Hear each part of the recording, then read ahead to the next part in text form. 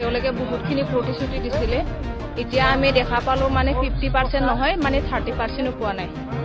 কাৰণ সবৰে গাঁৱে গাঁৱে আছে আগৰ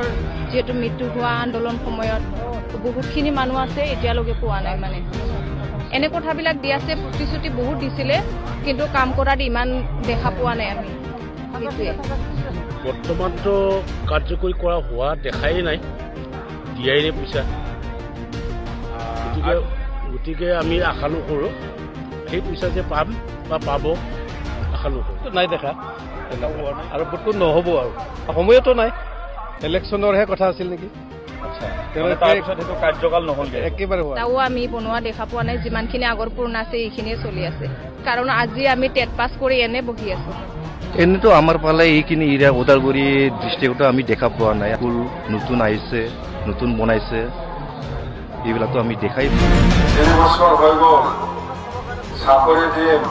বাছ যুৱক পইচা দিম বা ৭৫,০০০ টকা দিম এনেকুৱা কৈ পেলাই আহোঁ আজিলৈকে দিয়া নাই সেইকাৰণে আমি কৈছোঁ ক্ৰমশ এই আই মাতৃসকলক কেনেকুৱা ঠগাব নালাগে বা মহিলাসকলক কেনেকুৱা ঠগাব নালাগে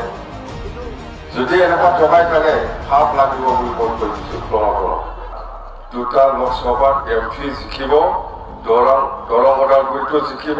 কোকৰাঝাৰতো জিকিব 2জন MP যাব 2জনৰ ভিতৰত দিল্লীত 1জন মন্ত্ৰী হ'ব আৰু কি লাগে মন্ত্ৰী লাগে না নালাগে দিল্লীত মন্ত্ৰী 1জন থাকিব আমাৰ মন্ত্ৰী থাকিলেতো হ'ল মন্ত্ৰী থাকিলেও আৰু BTCত কিমান উন্নয়ন আমি কাম কৰিব পাৰিম বহুত কৰিব পাৰিব আমি সেইকাৰণে 2জনটো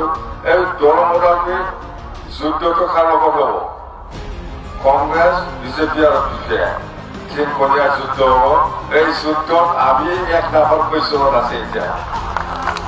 1 নম্বৰ পজিশ্যনত আছে আমি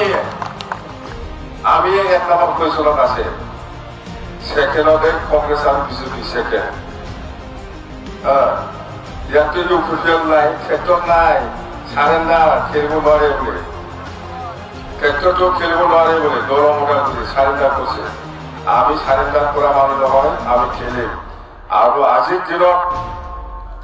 যিটো BPF দলৰ পৰিচয় এইটো 1 নম্বৰত আছে দৰং ওদালগুৰি